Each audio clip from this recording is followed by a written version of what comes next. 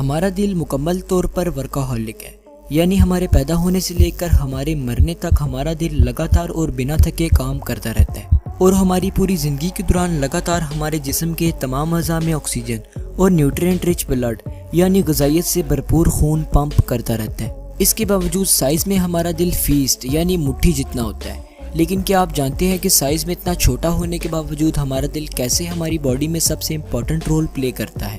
دکھنے میں ہمارا دل کیسا ہوتا ہے اور ہمارا دل ہمارے جسم میں کیا کام کرتا ہے؟ آج کی اس ویڈیو میں ہم ہیومن ہارٹ کے بارے میں بات کریں گے، اور ویڈیو کے آخر تک آپ کو ان سب سوالوں کے جواب بھی مل جائیں گے۔ تو چلیے شروع کرتے ہیں۔ یہ ہے ہمارا دل، جو ہمارے پھیپھڑوں کے درمیان موجود ہوتا ہے اور بائیں پھیپھڑے کی جانب تھوڑا سا جھکا ہوتا ہے۔ ہمارا دل ایک ڈبل پرت والی جھلی میں بند ہوتا ہے جسے پیراکارڈیم کہا جاتا ہے، جو ہمارے دل کی حفاظت بھی کرتی ہے۔ اب جان لیتے ہیں کہ آخر ہمارے دل کے اندر ایسا کیا ہے کہ یہ ہر وقت دھڑکتا ہی رہتا ہے، کبھی رکتا ہی نہیں ہے۔ تو چلیے اب ہمارے دل کو اندر سے دیکھ لیتے ہیں۔ ہمارا دل ایک وال کے ذریعے سے دو حصوں میں لیفٹ سائڈ اور رائٹ سائڈ میں تقسیم ہو جاتا ہے، جسے ہم کارڈیاک سیپٹم بھی کہتے ہیں۔ ہمارے دل کا دایاں حصہ ڈی آکسیجنیٹڈ بلڈ سے بھرا ہوتا ہے اور دل کی بائیں طرف آکسیجنیٹڈ بلڈ موجود ہوتا ہے، اور بیچ میں موجود یہ دیوار یعنی کارڈیاک سیپٹم آکسیجنیٹڈ اور ڈی آکسیجنیٹڈ بلڈ کو گھل مل جانے سے روکتی ہے۔ اب ہمارے دل کی یہ دونوں سائڈز دو چیمبرز میں ڈیوائیڈ ہوتی ہیں۔ اپر چیمبرز یعنی اوپر موجود چیمبرز کو ایٹریم کہا جاتا ہے، جبکہ لوور چیمبرز یعنی نیچے موجود چیمبرز کو وینٹریکلز کہتے ہیں۔ تو ٹوٹل کل ملا کے ہمارے دل کے 4 چیمبرز ہوتے ہیں، اور یہی 4 چیمبرز ہمارے دل کے مین پارٹس ہوتے ہیں۔ اب ہمارے دل سے خون کو ہمارے جسم کے باقی حصوں تک لے کر جانے اور لے کر آنے کے لیے ہمارے جسم میں نیرو ٹیوبز پھیلی ہوتی ہیں، جنہیں ہم بلڈ ویسلز کہتے ہیں۔ یہ تو ہم جانتے ہی ہیں کہ دل کی طرف خون کو لے کر آنے والی نسوں کو وینز کہتے ہیں، اور دل سے خون کو ہمارے جسم کے باقی حصوں تک لے کر جانے والی نسوں کو آرٹریز کہتے ہیں۔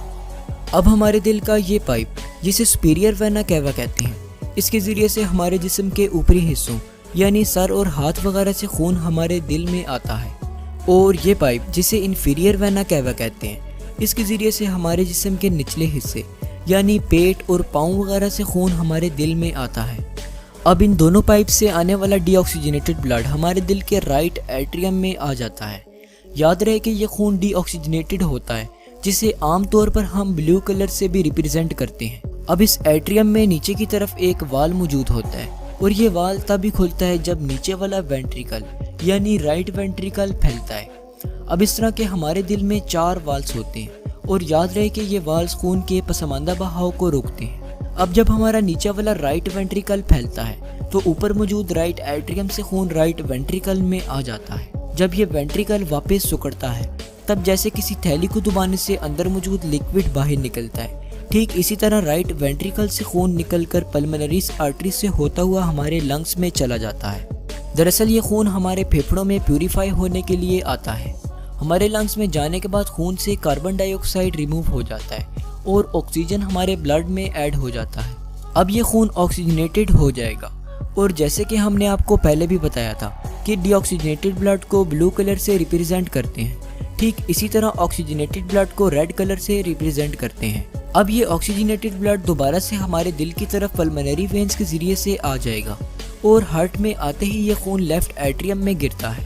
اب یہ آکسیجنیٹڈ بلڈ نیچے والے وینٹریکلز یعنی لیفٹ وینٹریکل میں تب تک نہیں جاتا جب تک یہ پھیل نہیں جاتا، اور یہاں پر بھی ایک وال موجود ہوتا ہے جو وینٹریکل کے پھیلنے پر اوپن ہوتا ہے۔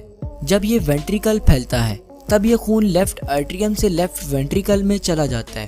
اب نیچے والے وینٹریکل سے یہ خون ایک نلی یعنی ایورٹا میں پہنچتا ہے، اور وہاں سے یہ خون آرٹریز کے ذریعے سے ہمارے پورے جسم میں پھیل جاتا ہے۔ ایورٹا ہمارے جسم کی سب سے بڑی آرٹری ہوتی ہے، جو ہمارے دل سے ہمارے جسم کے باقی حصوں تک خون کو پہنچاتی ہے۔ اب آکسیجن کو ٹرانسپورٹ کر لینے کے بعد ڈی آکسیجنیٹڈ بلڈ ہمارے دل میں دوبارہ سے جمع ہو جاتا ہے، اور یہ سائیکل چلتا رہتا ہے۔ تو امید ہے کہ آپ کو ہمارے دل کے کام کرنے کا میکینزم سمجھ آ گیا ہوگا۔ اگر آپ ڈیٹیلڈ ویڈیوز دیکھنا چاہتے ہیں تو آپ ہماری پلے لسٹ کو فالو کر سکتے ہیں۔ شکریہ، اللہ حافظ۔